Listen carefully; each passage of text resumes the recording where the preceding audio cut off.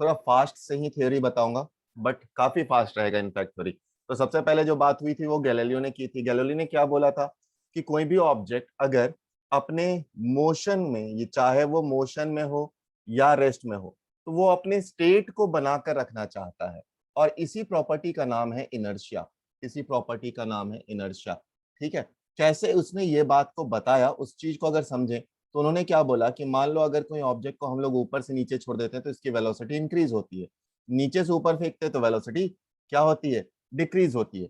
अगर ऐसी बात है, तो अगर किसी समतल प्लेन पे, किसी फ्लैट प्लेन पे, फ्लैट सरफेस पे अगर किसी ऑब्जेक्ट को छोड़ दिया जाए किसी वेलोसिटी देकर, तो यह सदा सदा के लिए एक ही मोशन में रहेगा। ये बताने के बाद उन्होंने इसी चीज से को यहाँ एक्सप्लेन करा कि मान लो हम लोग देखते हैं क्या पेंडुलम में अगर आप इसे छोड़ देते हैं तो क्या होता है, ये पहले इसका मोशन बढ़ता है, यहाँ पे स्पीड बढ़ जाती है, फिर स्पीड कम हो जाती है। एक ऐसा टाइम आता है सेम हाइट पे पहुंचने के बाद इसकी रफ्तार लगभग शून्य के बराबर होती है। उन्होंने इसी चीज को एक्सपेरिमेंट करा। इन्होंने यहाँ पर एक सरफेस बनाया जो कि बहुत स्मूथ था।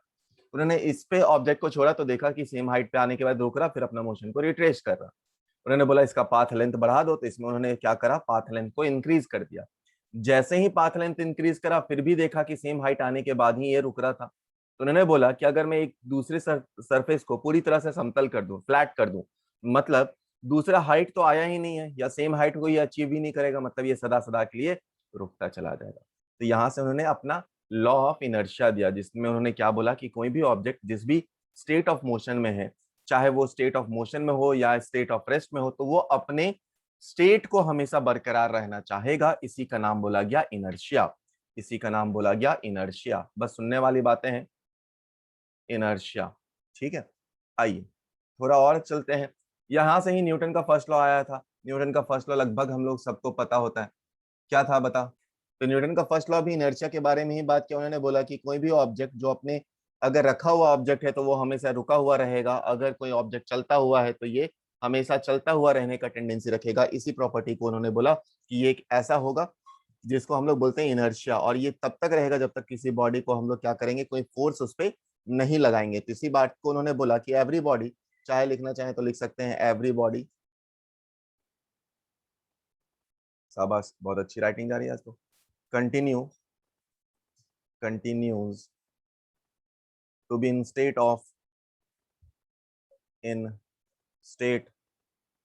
of rest or motion, rest or uniform motion, rest or uniform motion, rest or uniform motion, unless and unless it is acted by some external force, external force, some external force। ठीक है। और ये जो property था यही था law inertia. इसी first law से ही फिर हम लोग इनर्शिया के बारे में जाने। तो अब इनर्शिया क्या होता है और मास का क्या रिलेशन है, अगर आप इस बात को लिखें कि इनर्शिया एंड मास का रिलेशन क्या है, इनर्शिया एंड मास का रिलेशन क्या है, इनर्शिया एंड मास का रिलेशन क्या है। तो हम लोग जानते हैं कि अगर कोई खाली ऑब्जेक्ट है, इसको आप धक्का दें, इसको आप धक्का दें, तो आप क्या करते हैं, इसको जब आप धक्का देते हैं तो आप इसको आसानी से मूव कर पाते हैं, यानी कि इसका स्टेट ऑफ मोशन आप आसानी से चेंज कर पाते हैं। बट अगर ये इसी में मैं पत्थर भर दूं बहुत सारे, अब आप फोर्स लगा रहे हो, तो अब इसको मूव करने में आपको ज्यादा ताकत लगता है, यानी कि inertia is directly proportional to mass, या फिर inertia is directly related to mass. इसका मतलब क्या है कि heavier is the object, heavy is object, object large is inertia. ठीक है, तो इनर्शिया लार्ज होगा। अब इसी के बाद आता है टाइप्स ऑफ इनर्शिया क्या क्या है। तो नेक्स्ट आता है type of inertia. Type of inertia, type of inertia.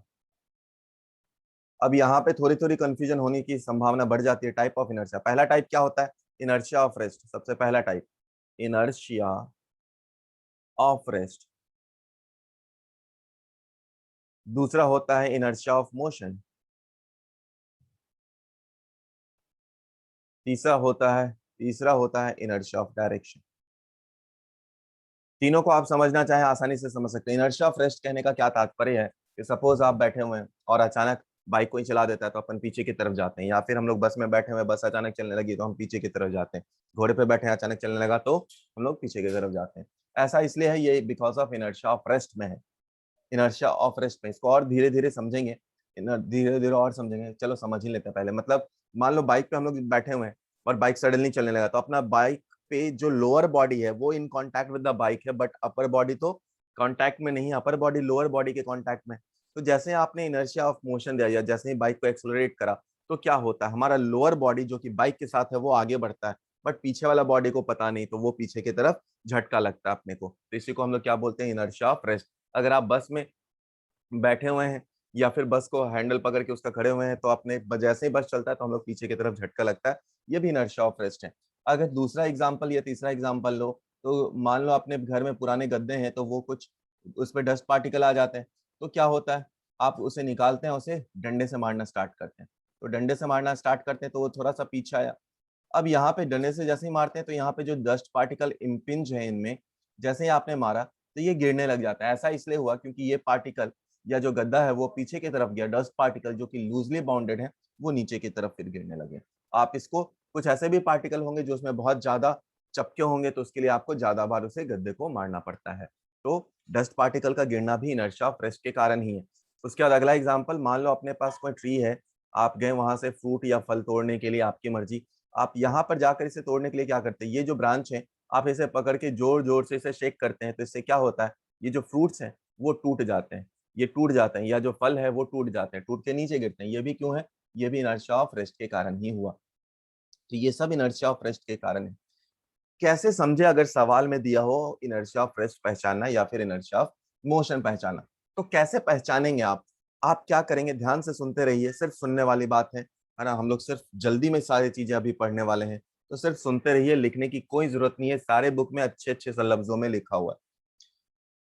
तो रेस्ट को अगर पहचानना है, इनर्शिया ऑफ रेस्ट, तो हमेशा आप बॉडी का पहले का मोशन देखिए।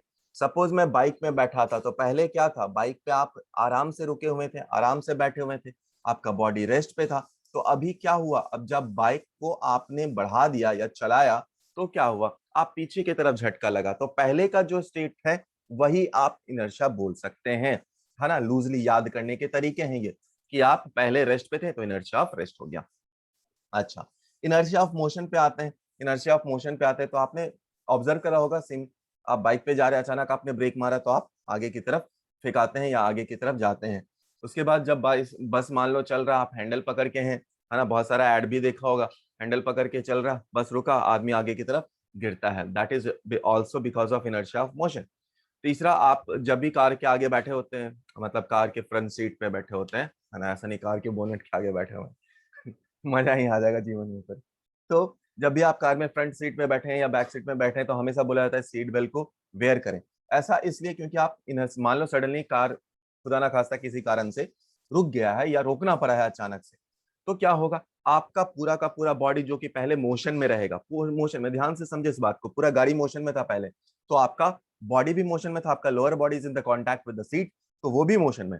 जैसे ही चल रहा, अचानक रुका, अचानक रुका, फिर क्या हुआ, फिर से क्या हुआ, नीचे का कार रुक गया, आपका लोअर बॉडी रुक गया, बट आपके अपर बॉडी को खबर नहीं, वो आगे की तरफ जाकर धप्पा मार के आया मस्त से, है ना। तो इसके लिए हम लोग क्या बोलते हैं, सीट बेल्ट भाई बांध के रख, सीट बेल्ट बांधेगा तो थोड़ा, है ना, जीवन में शांति प्रदान रहेंगी। सिमिलरली इनर्शिया ऑफ मोशन को और आप क्या कर सकते हैं, समझ सकते हैं। देखा होगा बस चलता हुआ है और कुछ लोग बहुत साना बन के उतरते, चलती बस से उतरने का ट्राई करते हैं। ये आप लोकल्स वगैरह में देखो तो भाई साहब खतरनाक लेवल पे पूरा फिजिक्स वहीं पे आ जाता है उनको। तो वो क्या करते हैं, चलती हुई ट्रेन से उतरने का ट्राई करते हैं बहुत लोग, और कई बार स्वाहा भी हुए हैं इसमें लोग, है ना। मस्त से कभी ट्राई मत करना ऑल दो, है ना, बट देखा होगा कोई बहुत तेज बनता हुआ बस से, चलती हुई बस से उतर रहा है। कई बार तो ठीक है, जब आपकी बस की रफ्तार कम होती है तो आप मैच कर जाते हैं, भागते हैं आप थोड़ा। कई बार आप कूदते हैं और सोचते हैं मैं जंप लेकर बस से नीचे जो उतरा हूं मैं रुक जाऊंगा, तो औंधे मुंह जाते हैं और फिर जीवन में आनंद आ जाता है। ठीक है, तो ये भी क्या है, ये भी इनर्शिया ऑफ मोशन ही है। मतलब क्या हुआ, सोचो, आप बस में थे, आप बस में थे तो बस मोशन में था, आप भी मोशन में थे, आप जमीन पे आए, जमीन रुका हुआ है, आप जमीन पे बैठ जैसे ही गिरे तो आपका लोअर बॉडी फिर से क्या आया, रेस्ट, आपका लोअर बॉडी रेस्ट पे आने का ट्राई करा, मतलब आपका फुट रेस्ट पे आने का ट्राई करा और आप आगे की तरफ गिर गए। इसीलिए क्या करते हैं कई लोग, जब वो उतरते हैं तो थोड़ा भागते हैं। भागते से क्या है, आपका लोअर बॉडी जो है, आपका फुट जो है वो भी मोशन में है, तो धीरे धीरे फिर वो रुक जाता है। ये हुआ इनर्शिया ऑफ मोशन। और देखना चाहें तो एथलीट वगैरह को देखा होगा, जब वो जंप लेते हैं तो काफी दूर भागते हैं, भागते हैं, भागते हैं, उसके बाद जंप लेते हैं, तो वो ऑलरेडी इनर्शिया ऑफ मोशन में, फिर वो जंप लेते हैं, तब वो आगे की तरफ जाते हैं। देखा होगा इस बात को। नेक्स्ट आता है inertia of direction. Inertia of direction देखा होगा, अगर आप कभी ध्यान दें तो चाकू वगैरह अगर वो हो जाता है, बोलते हैं ना ब्लंट हो गया है, काम नहीं कर रहा, काटने के काम नहीं आ रहा है ना, सब्जी वब्जी काटने के तो क्या बोलते हैं, एक आता साइकिल पे वो व्हील लेकर घूमता हुआ मस्त, आप क्या बोलते हैं उसको, भाई साहब जरा इसको शार्प कर दो। तो वहां पर देखा होगा चिंगारी मस्त निकलता है, टेंजेंशियल डायरेक्शन में निकलता है, that is inertia of direction. आप और भी देखे होंगे, बस में अगर बैठे हुए हैं कभी भी, मस्त से बेंगलुरु की बस में बैठ जाना, या फिर मुंबई में भी बस चलती हैं, बट बेंगलुरु की बस से तो ठीक ही चलती, मतलब खतरनाक वहां पे तो फास्ट एंड फ्यूरियस होता है, मजेदार। तो बैठे हुए आप सडनली बस टर्न लिया, बस टर्न लगा लिया, तो आपको कई बार ऐसा एहसास होगा, इनफैक्ट मुझे तो भाई सब बहुत हुआ है एहसास, जब भी मैं वहां पे गया, तो बस ऐसा टर्न लेगा कि आपको लगेगा आप तो आर पार शुद्धता हो गया, हम लोग बाहर जा रहे हैं। ठीक है, ये भी इनर्शिया ऑफ डायरेक्शन में। जब भी कार में आप बैठे हो, कार सडनली टर्न ले रहा है, तो आपको फील होता है कि हम लोग अब बाहर जाएंगे, इसलिए बोला जाता है भाई लॉक वॉक लगा कर रखो अच्छे से, नहीं तो पता चला दरवाजा ढीला है तो अपन आर पार शुद्धता कर जाएंगे। तो इनर्शिया ऑफ डायरेक्शन है। घोड़े पे बैठे हुए हैं आप, घोड़े ने सडनली टर्न लिया, आपकी इधर भी जा रहे, आप इधर की तरफ एक आ रहे, वो भी इनर्शिया ऑफ डायरेक्शन है। ठीक है। और भी देखा होगा, कुम्हार जो मिट्टी के बर्तन बना रहा है, मिट्टी के बर्तन बना रहा है, साइड में आप वहां पे एक छोटा सा लंप रख दीजिए। ठीक है, लंप रख दीजिए, वो घूम रहा है, तो वो जो मिट्टी है वो किधर जाएगा, टेंजेंशियली बाहर की तरफ फेंका जाता है। आपने स्टोन को एक रस्सी में बांध दिया, घुमा रहे घुमा रहे घुमा रहे घुमा रहे, आपके हाथ से छूट गया, इनर्शिया ऑफ डायरेक्शन है, सामने वाले का जीवन में आनंद आ गया। ठीक है, ये सभी इनर्शिया है। तो हर चीज में आप क्या देखें कि वो पहले किस में था, जैसे कि हम लोग बात कर रहे थे, क्या वो पहले रेस्ट पे था, क्या वो पहले मोशन में था, क्या वो पहले डायरेक्शन की तरफ जा रहा था, या उसका चेंज इन डायरेक्शन हो रहा था। तो इससे हम लोग टाइप्स ऑफ इनर्शिया बता सकते हैं। ठीक है, नेक्स्ट हम लोग बात करते हैं, चलो किसकी बात कर रहे हैं बाद में बताएंगे। मान लो ऐसा है, मैंने बोला कि कोई ऑब्जेक्ट है, कोई ऑब्जेक्ट है जिसका मास दिया हुआ है, मास दिया है 1 ग्राम के बराबर, मास दिया है 1 ग्राम के बराबर। कोई दूसरा ऑब्जेक्ट है जिसका मास, चलो पहले मास दिया है 1 ग्राम के बराबर, और ये मोशन में है, ये मोशन में है। मैं आपको बोलूं कि भाई तुझे ये 1 ग्राम का जो मास का ऑब्जेक्ट है, ये जो मोशन में है, इसे आपको रोकना है, तो कितने लोग इसे रोक सकेंगे, बताओ। हमने क्या बोला कि एक छोटू सा मास है 1 ग्राम का, एक छोटू सा मास है 1 ग्राम का, वो मोशन में है, उसे रोकना है, कि हम लोग रोक सकते हैं। मन में ख्याल आता है कि सर छोटू सा मास है, रोक सकते हैं, बिल्कुल। अगर मैंने बोल दिया कि इसकी रफ्तार 200, या फिर ये मास बुलेट हो और इसकी रफ्तार शायद 200 या 300 मीटर पर सेकंड, रोक सकेंगे क्या, छल्ली हो जाएंगे अपन। अगर मैं बोलूं किसी कोई ऑब्जेक्ट है जिसकी रफ्तार 1 मीटर पर सेकंड है, फिर से क्या हम लोग इसको रोक सकते हैं। दिमाग में आता है सर अभी तो बोला था स्पीड ज्यादा होना, अब तो रोक सकते हैं वापस से हम लोग। मैं अगर बोल दूं कि ये भाई साहब ट्रेन है ना, 1000 kg या 10,000 kg पे है, मास है इसकी, अब इसको रोकना है अपने को, पॉसिबल ही नहीं है ना, मस्त से पापड़ बन जाएंगे।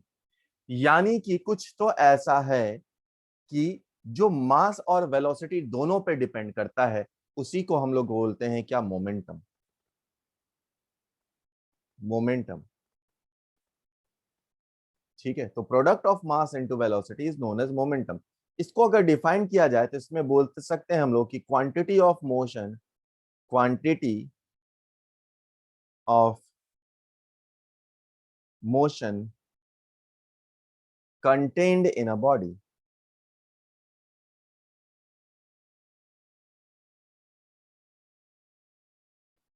Quantity of motion contained in a body is known as momentum. अब इस पे छोटे छोटे ग्राफ होते हैं, ऑल दो चलो बता ही देता हूँ, खत्म करो। मान लो मास को कांस्टेंट कर दिया, पी और वी में ग्राफ है तो कैसा आएगा। अगर मान लो वेलोसिटी को कांस्टेंट कर दिया,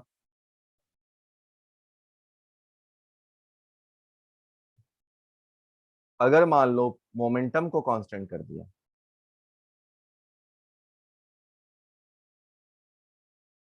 ग्राफ ये बन जाएगा। कैसे? Rectangular hyperbola. याद करो, एक बढ़ेगा तो दूसरा कम होगा। ठीक है, बात करते हैं फोर्स क्या है। फोर्स क्या है? फोर्स, जब हम लोग अपने आसपास देखते हैं चीजों को, तो हम लोग देखते हैं कि कोई भी सब्सटेंस खुद ब खुद चल रहा है या रुक रहा है, ऐसा पॉसिबल नहीं। जो चल रहा है वो चल ही रहा है, जो रुक रहा है, रुका हुआ है, वो रुका ही हुआ है। तो उसको किसी भी ऑब्जेक्ट के मोशन को चेंज करने के लिए, चाहे वो रुके से बढ़ाना हो या फिर चल रहा से रोकना हो, तो हम लोग क्या करते हैं, एक एक्सटर्नल पुश या पुलिंग फोर्स लगता है। अब फोर्स लगने के कारण दो तीन चीजें हो सकती हैं। पहला क्या हो सकता है कि इसका चेंज इन स्टेट हो सकता है। Change in state of rest और मोशन हो सकता है। हो सकता है। दूसरा क्या हो सकता है? चेंज इन डायरेक्शन हो सकता है। चेंज इन डायरेक्शन हो सकता है। तीसरा क्या हो सकता है? उसके शेप में भी चेंज हो सकता है। चेंज इन शेप हो सकता है। तो फोर्स लगाने पे क्या क्या इफेक्ट हो सकते हैं? ये तीन हो सकते हैं। बात करते हैं न्यूटन सेकंड लॉ। तो न्यूटन सेकंड लॉ की बात करते हैं।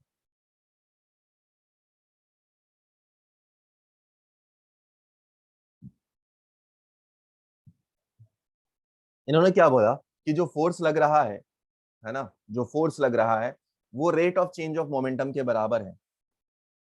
Rate of change of momentum के बराबर है। और इसका डायरेक्शन, फोर्स जो लगने का डायरेक्शन है, वो rate of change of momentum के डायरेक्शन के बराबर होगा या उसी डायरेक्शन में होगा। यानी कि अब नॉर्मल केस में क्या है बेटा, जो हम लोग नॉर्मल केस में बात करते हैं, उसमें कोई भी जो ऑब्जेक्ट है वो रिलेटिव वेलोसिटी पे नहीं जा रहा, मतलब कोई भी c के वेलोसिटी के आसपास नहीं जा रहा। तो उस केस में मास जो है हमारा कांस्टेंट रह जाता है। तो हम लोग क्या लिखते हैं? dv/dt लिखते हैं। यानी जो फोर्स आता है हमारे पास, वो क्या होता है? मास इंटू एक्सलरेशन के बराबर। यानी कि फोर्स एंड एक्सलरेशन का डायरेक्शन सेम होना चाहिए। फोर्स एंड एक्सलरेशन का डायरेक्शन सेम होना चाहिए, हमेशा सेम ही डायरेक्शन में लगेंगे। ठीक है, बात करते हैं हम लोग न्यूटन्स लॉ के बाद। न्यूटन्स लॉ के बाद, चलो यूनिट वगैरह आपको पता होगा, फिर भी मैं बता ही देता हूँ। यूनिट अपने पास एसआई यूनिट क्या होती है? साइंटिस्ट के नाम पे रखा गया, न्यूटन रखा गया है। और इसकी सीजीएस यूनिट होती है, वो डायन होती है। चुड़ैल नहीं, डायन है ना। 1 न्यूटन किसके बराबर है? 1 न्यूटन 10⁵ डायन के बराबर है। चाहो तो आप खुद से निकाल सकते हो, चाहो तो आप खुद से निकाल सकते हो इसे। चलो देखो, ये छुटकू सा सवाल है। सवाल के नाम पे ये 8वीं 9वीं का सवाल है, स्टिल बता रहा था तो बता ही देता हूँ। निकाल लो यार इसको, net force is equal to, निकाल लो। एक्सलरेशन निकालना है, मतलब ये सवाल नहीं बना तो फिर पानी लीजिए निकल लीजिए, ऐसा हाल है ये सवाल। नेट फोर्स निकाल लो, एक्सलरेशन निकल जाएगा, नेट फोर्स अपॉन मास। चलो आगे बढ़ो, आगे बढ़ो। इस सवाल को ट्राई करिए, इस सवाल को ट्राई करें सभी लोग। इस सवाल को चलो मैं बताऊंगा नहीं, मैं आपको बस हिंट दे दूंगा। सबसे पहले डिस्टेंस दिया है ना, टाइम दिया है, कांस्टेंट एक्सलरेशन है, रेस्ट से स्टार्ट हुआ तो half is equal to AT² से ए निकाल लेना। और ए दिया होगा तो फिर फोर्स निकाल लेना, मास इनटू एक्सलरेशन आ जाएगा। अगले पे आओ, इस सवाल को ट्राई करो। जिनका नहीं आया देख लो, ऑल दो आ जाना चाहिए। हमारे पास वेलोसिटी है, डिस्टेंस है, डिस्टेंस है, एक्सेलरेशन निकालना है ना। अपने दिमाग में आता है कि x is equal to u t वाला फॉर्मूला लगा ले, लेकिन कोई फायदा नहीं है क्योंकि आपके पास दो अननोन हो जाएंगे, एक a एक t हो जाएगा। तो मत लगाना। क्या लगाना formula? v² is equal to u² minus 2x, क्योंकि फाइनली ये रुक जा रहा है। तो यहाँ से आप u² is equal to 2ax निकाल सकते हैं। ठीक है, तो a आ जाएगा। जैसे ही a आ जाएगा हमारे पास, ठीक है, जैसे ही a आ जाएगा तो हमारे पास फोर्स आ जाएगा, जो होगा मास इनटू एक्सेलरेशन। नेक्स्ट। अब देखो बेटा, कई बार पूछा जाता है इम्पल्स किसके बराबर है। ध्यान से सुनना, इम्पल्स बात कर रहा है। हमारे पास है फोर्स इज इक्वल टू क्या है? Rate of change of momentum. तो अगर मैं इसको एफ डी टी को मल्टीप्लाई कर दूं, यो वो किसके बराबर होता है, इम्पल्स के बराबर होता है। तो impulse is also equal to change in momentum. कई बार बच्चों को कंफ्यूजन हो जाता है इसमें। और एफ डी टी, ठीक है, तो ये चेंज इन मोमेंटम के बराबर ही है। मतलब अगर एफ एंड टी का ग्राफ दिया है तो एरिया अंडर कर्व किसके बराबर होगा, एरिया अंडर कर्व किसके बराबर होगा, किसके बराबर होगा, चेंज इन मोमेंटम के बराबर होगा और वो इम्पल्स के बराबर होगा। ठीक है, ये है इम्पल्स। तो इम्पल्स निकालना हो या चेंज इन मोमेंटम निकालना हो, दोनों का सेम प्रक्रिया है। क्या करना है, इंटीग्रेशन कर देना है अपने को। तो इंटीग्रेशन करना है, एफ की वैल्यू रख दो 2t आई कैप 3t स्क्वायर जे कैप डी टी। क्या लग जाएगा, इंटीग्रेशन कर दो, कहां से कहां तक, 0 से 2 समय तक इंटीग्रेशन करो। 2d 2t का इंटीग्रेशन क्या होगा, 2 इंटू टी स्क्वायर बटे 2 आई कैप। लिमिट रख देना है 0 से लेकर 2 तक। इसने इसको मार दिया, फिर क्या हो जाएगा, फिर आ जाएगा हमारे पास 3 इंटू टी का पावर 3/3। कहां से कहां तक, 0 से लेकर 2 तक जे कैप। कितना बन गया ये, 4 आई कैप प्लस 8 जे कैप। 4 आई कैप प्लस 8 जे कैप। अब इसका मैग्नीट्यूड अगर आपको निकालना है तो क्या कर दे, 16 प्लस 64 मतलब अंडर रूट ऑफ 80। मतलब ये लगभग लगभग 9 के बराबर। ये हो गया आंसर। फर्स्ट वाले के लिए चेंज इन मोमेंटम बताना है यानी इम्पल्स बताना है। इम्पल्स क्या होता है, चेंज, या फिर मोमेंटम क्या होता है, चेंज इन मोमेंटम क्या होगा, mass into v final minus v initial. X and t का ग्राफ है तो इसका वी क्या हो गया, पहला वी आई हो गया स्लोप जो कि 5, और ये दूसरा स्लोप -5। तो कितना हो गया, 1 इंटू -5 -5, कितना आ गया, -10, या फिर मैग्नीट्यूड में आप 10 बता सकते। अब आते हैं सेकंड सवाल पे। सेकंड सवाल क्या बोल रहा है आपसे कि एक बॉल है जो कि ड्रॉप किया गया है 20 मीटर की ऊंचाई से। तो इस बॉल को 20 मीटर की ऊंचाई से आपने ड्रॉप कर दिया, तो क्या होगा, ये आएगा इधर टप्पा खाएगा, टप्पा खाकर ऊपर जाएगा। तो बोल रहा पहले तो आपने 20 मीटर की ऊंचाई से गिराया था, जब टप्पा खाकर ये वापस जा रहा है तो 5 मीटर तक गया है। तो बताओ कितना होगा। तो यहाँ का जो वी इनिशियल होगा वो किसके लिए, अंडर रूट ऑफ 2GH होगा, है ना। यानी v i is equal to, मैं क्या लिख सकता हूँ, under root of 2 into 20 10 into 20, यानी 20 हो सकता है। यहाँ के लिए अगर लिखे वी फाइनल जो इधर से टकरा कर निकला होगा बाउंस करके, वो कितना होगा, under root of 2 into 10 into 5। दोनों के लिए लगेगा कौन सा, we square equal to 2GH। यहाँ पे इसकी वेलोसिटी 0 है, ये इनिशियल वेलोसिटी रहेगा। तो ये कितने के, वी फाइनल किसके बराबर आया, 10 के बराबर आया। ठीक है, तो चेंज इन मोमेंटम कितना हुआ, वो कितना हुआ चेंज इन मोमेंटम, वो हुआ mass into v final minus v initial. ठीक है, मास मास है कितना 1, वी फाइनल कितना है 10, माइनस इनिशियल कितना था -20, क्योंकि नीचे की तरफ था, कितना आ गया 30। ये हो गया answer. Next is Newton's third law.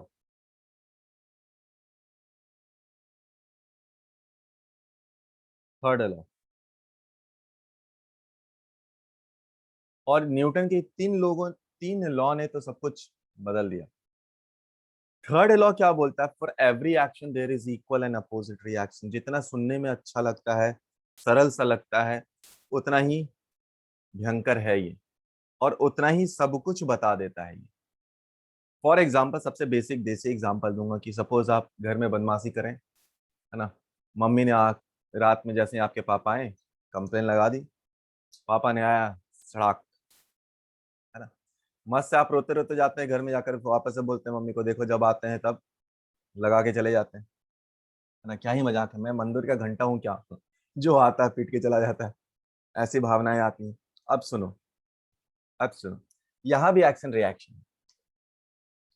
मतलब जब आपके पापा ने अपने हाथ से आपके गाल को मारा, तो क्या हुआ, हाथ ने गाल पे फोर्स लगाया, सेम इंस्टेंट में, सेम इंस्टेंट पे गाल ने भी हाथ पे फोर्स लगाया था, इक्वल अमाउंट ऑफ फोर्स लगाया था। मतलब जितने तेज से आपको परी, गाल ने भी उतना ही रिप्लाई दिया था। ये अलग बात है कि आपको दर्द का एहसास ज्यादा हुआ, क्योंकि इसका स्किन सॉफ्ट होता है एज कम्पेयर टू हाथ के स्किन से। Action reaction. अभी आप लोग बैठे हैं या मैं बैठा हूं, जहां पर भी बैठे हैं, टेबल चेयर बेड जहां भी बैठे हैं, सब पे एक कॉमन सी बातें हैं। ये आपका बॉडी नीचे की तरफ फोर्स लगा रहा, और ये जो बेंच या फिर चेयर है ये ऊपर की तरफ फोर्स लगा रहा। दोनों फोर्स एग्जैक्टली बैलेंस करते हैं, बिल्कुल एक दूसरे को बैलेंस करेंगे, एकदम पॉइंट टू पॉइंट लगेंगे। क्या दोनों same action reaction same body पे लग रहा है? नहीं, दोनों डिफरेंट बॉडी पे लग रहा है, दोनों डिफरेंट बॉडी पे लग रहा है। तो एक्शन रिएक्शन किस पे लगेंगे? कई बात यहाँ पे ही लोगों को कंफ्यूजन हो जाता है। कब लगते हैं? दोनों डिफरेंट बॉडी पे लगते हैं। Action and reaction, action and reaction acts on different body, different body.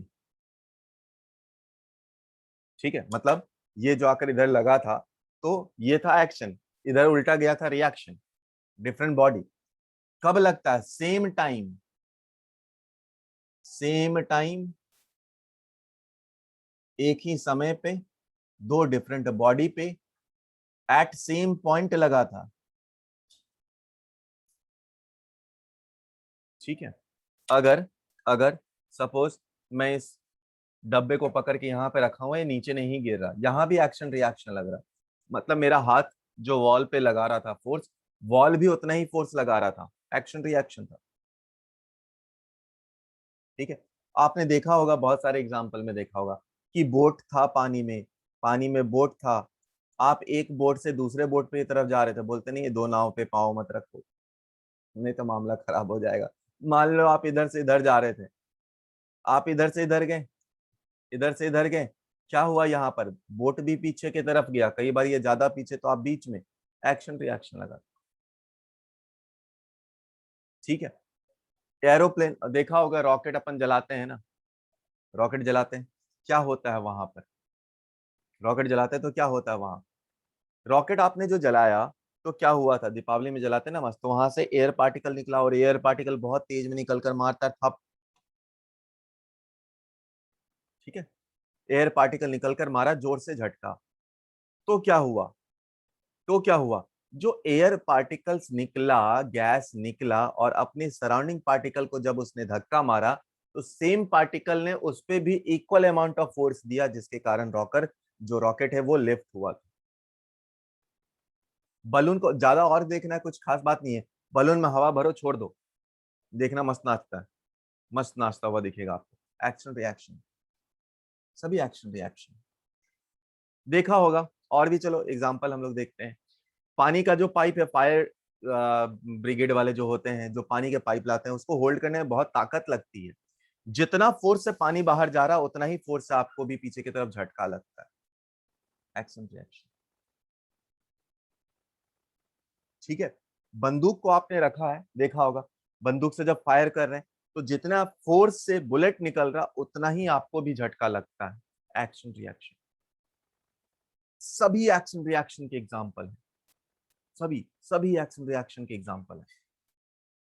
ठीक है, तो न्यूटन का थर्ड लॉ क्या बोलता है? For every action there is equal and opposite reaction. Alright, आओ बेटा, हम लोग समझते हैं कंजर्वेशन ऑफ मोमेंटम क्या होगा। याद करो, हम लोग delta p is equal to क्या लिखे? F d t. जब एक्सटर्नल फोर्स जीरो हो जाएगा तो चेंज इन मोमेंटम भी जीरो हो जाएगा। इसका मतलब क्या है? इनिशियल मोमेंटम फाइनल मोमेंटम के बराबर हो जाएगा। इसका मोमेंटम मतलब क्या है? कि मोमेंटम हमारा कंजर्व रह जाएगा। अब इस पे बहुत सारे एग्जाम्पल हैं, और बहुत सारे एग्जाम्पल अब हम लोग इस पे सॉल्व करते चले जाएंगे, जिसमें सबसे पहला एग्जाम्पल आता है, ये रहा। लाइन थोड़ा खराब ड्रॉ हुआ है, इसको वापस से ड्रॉ करते हैं। मान लीजिए ये है जमीन, जमीन से जुड़े हुए हम लोग, ये रहा परपेंडिकुलर,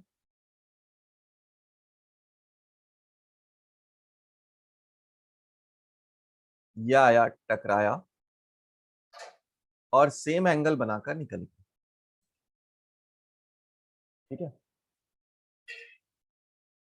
सेम एंगल बनाकर निकल गया।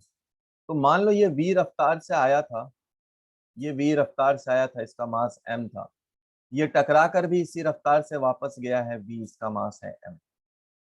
ये एंगल दिया है हमारे पास थीटा, सेम एंगल बनाकर निकल गया है थीटा।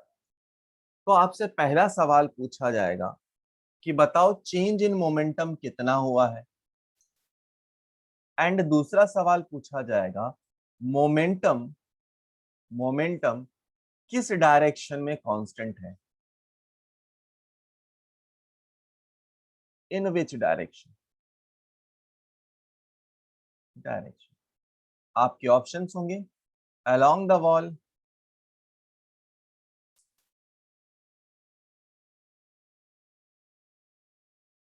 दूसरा ऑप्शन होगा परपेंडिकुलर टू द वॉल, तीसरा ऑप्शन होगा along the wall, perpendicular to the wall, तीसरा ऑप्शन होगा हमें क्या पता। ठीक है, तीन ही ऑप्शन है। चलिए ट्राई करिए जरा, प्रेम से ट्राई करें। आओ देख बेटा, इसके दो डायरेक्शन हुए है ना, या दो कंपोनेंट हुए, दो डायरेक्शन में ऐसा आप तोड़ सकते हैं। तो एक जो वॉल की तरफ, जो क्या हम लोग जानते हैं बेटा, जिसके बीच में कॉस थीटा होगा वो कॉस लेकर जाएगा, तो ये क्या हो जाएगा एम वी कॉस थीटा, और ये क्या हो जाएगा इधर एम वी कॉस थीटा। इसके लिए क्या हो गया नीचे की तरफ एम वी साइन थीटा, और इसका ऊपर की तरफ एम वी साइन थीटा। देखो बेटा, मोमेंटम एक वेक्टर क्वांटिटी है जिसका मैग्नीट्यूड दोनों को समान है और डायरेक्शन भी इसका समान है। तो चेंज इन मोमेंटम कितना हुआ है, जीरो, यानी मोमेंटम कांस्टेंट है। किधर कांस्टेंट है, along the wall. Change in momentum कितना हुआ है, 2 times m v sine theta. कैसे हो गया sir, m v sine theta minus of minus m v sine theta, तो हो जाएगा 2 times m v sine theta. आया। देखो सवाल एग्जाम में पूछा गया कि मान लो ये हमारे पास वॉल है, एग्जाम में सवाल पूछा गया कि मान लो ये वॉल है और इस वॉल पे बॉल इधर से आया, टकराया, टकरा के इधर चला गया, सेम मास का बॉल,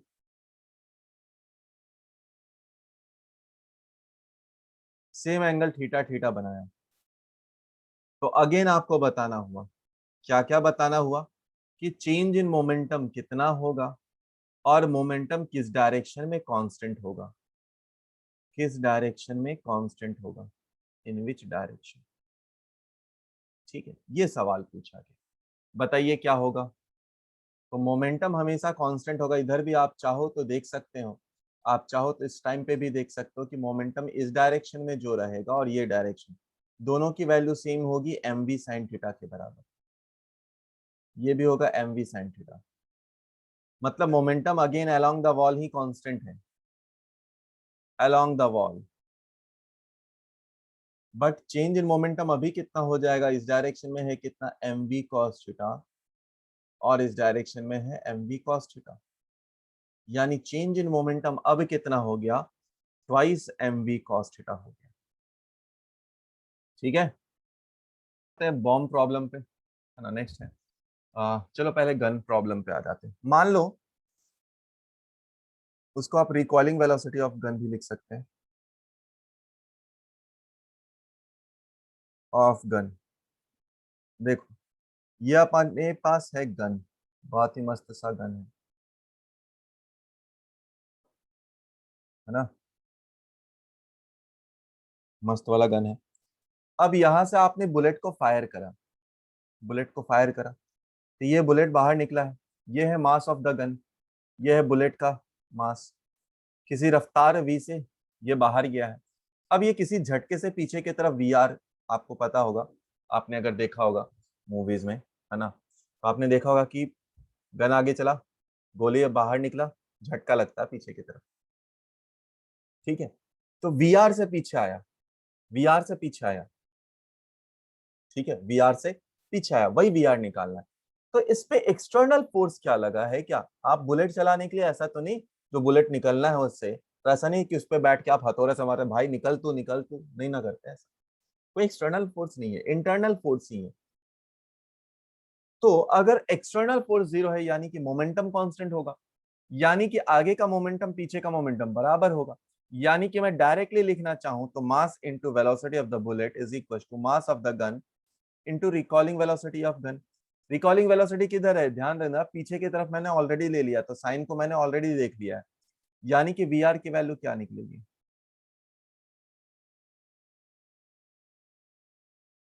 ये आया हमारे पास। ठीक है, तो रिकॉलिंग वेलोसिटी ऑफ गन ये हुआ। अगला, चलो इसी को पहले डिलीट कॉपी कर लो, फिर अगले पे आते हैं।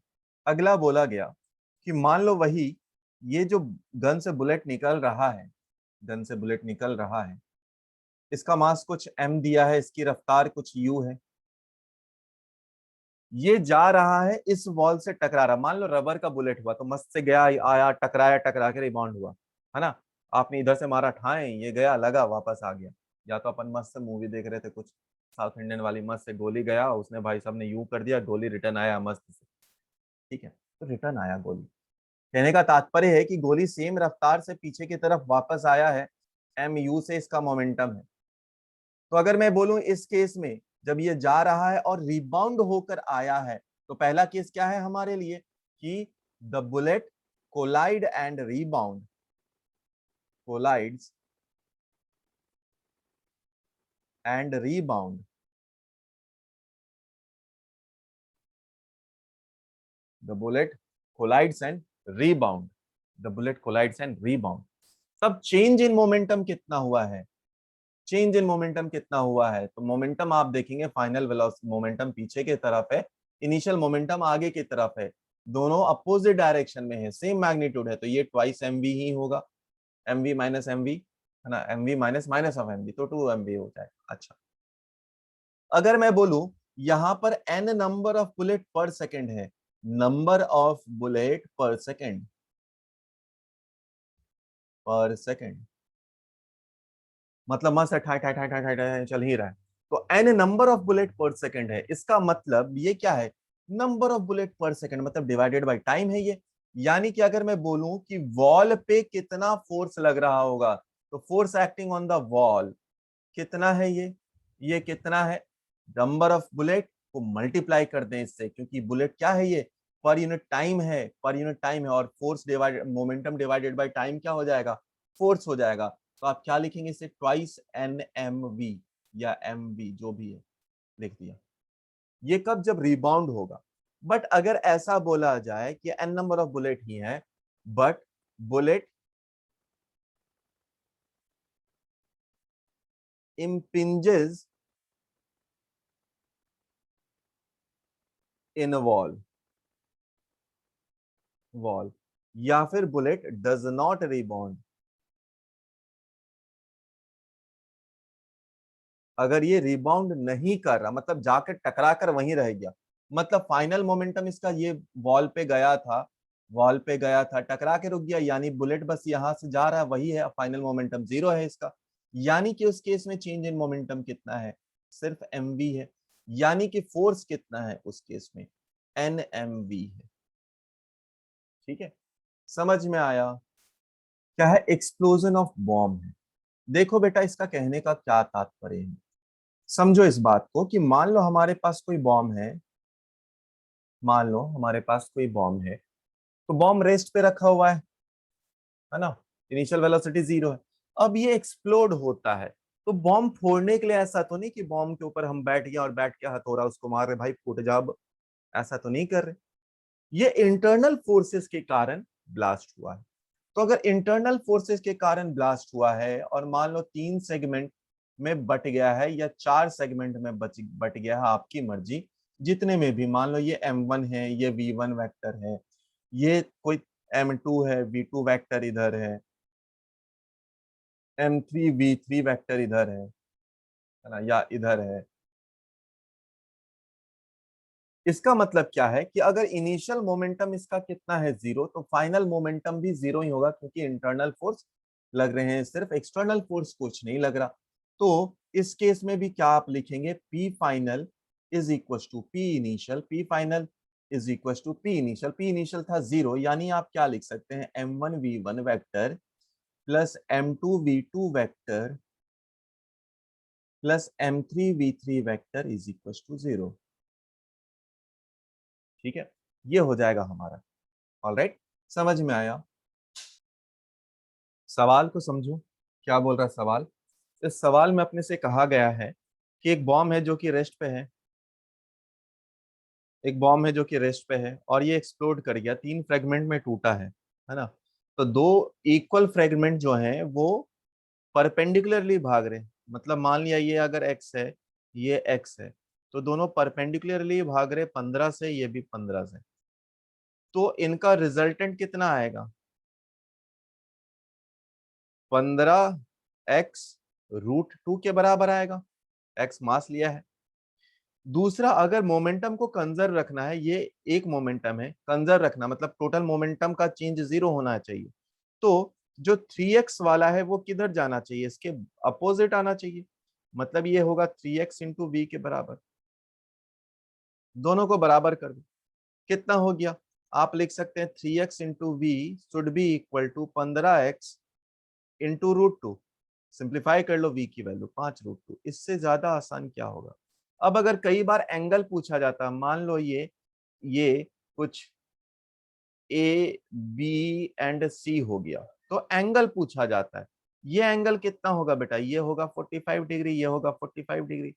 अगर ए से 45 बोला जाए तो कितना है? ये एंगल है, यानी ये 135 डिग्री हो जाएगा। ये भी कितना है निकाल सकते हैं। ठीक है, ये 2 टाइप के सवाल इस पे बनते हैं। आओ, इस सवाल में बोल रहा 6 केजी का बॉम्ब है, टूट जाता है 3 इक्वल पार्ट में, पी क्यू आर सभी बराबर बराबर हैं। पी फ्लाई करता है 30 से 40 से क्यू जाता है, मतलब मान लिया इधर जा रहा 30 से पी, 40 से क्यू, दोनों 90 डिग्री पे। तो ये एंगल कितना होगा? हम लोग जानते हैं ये एंगल कितना होगा, कितना होगा? 3 4 5, ये होगा 53, ये होगा 53। ठीक है, अगर चाहो तो आप मोमेंटम निकाल सकते हो, ये 50 होगा।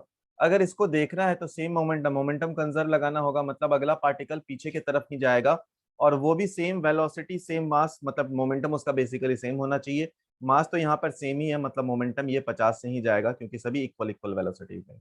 अब बोल रहा है कितना एंगल बेटा? अगर ये 53 है तो ये 37 है।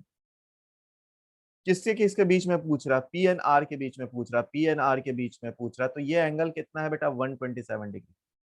अगर मैं चाहूं तो ये एंगल बता सकता हूं, क्यों? 180 माइनस 53, ये एंगल भी आप बता सकते हैं। कितना? 180 माइनस 37। जो भी पूछता हूं मैं बता सकता हूं। ठीक है, आ गया अपना आंसर। नेक्स्ट कंसेप्ट क्या हो रहा है? जैसे मैंने आपको एक एग्जांपल दिया था, वही पानी के पाइप को आप होल्ड कर रहे हो।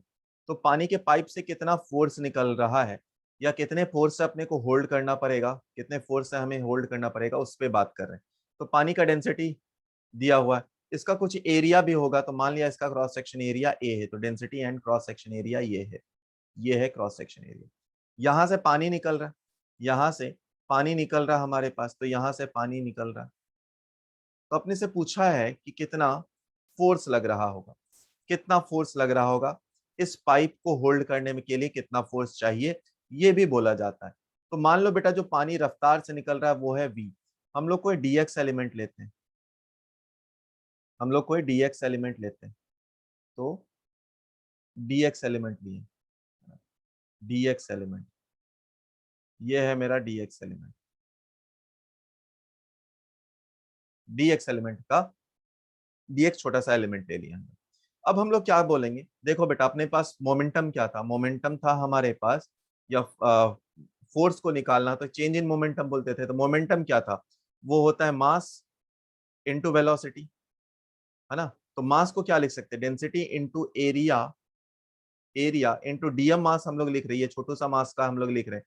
तो ये dx को आप क्या लिख सकते हैं, है ना। इस dx को हम लोग क्या लिख सकते हैं? तो चलो dx ही लिख देते हैं फिलहाल। तो ये हो गया हमारे पास डीएम, इसका जो मास था डीएम, और यहाँ पर वेलोसिटी लिख देते हैं। ये आ गया क्या हमारे पास? टोटल मोमेंटम आ गया, है ना।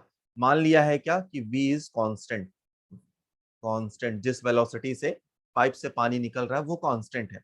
तो फोर्स इज इक्वल टू कितना आया? डेंसिटी a इंटू वी, बाहर आ जाएगा, इधर आया dx अपॉन dt, है ना। तो इसको रख देता हूँ dx अपॉन dt।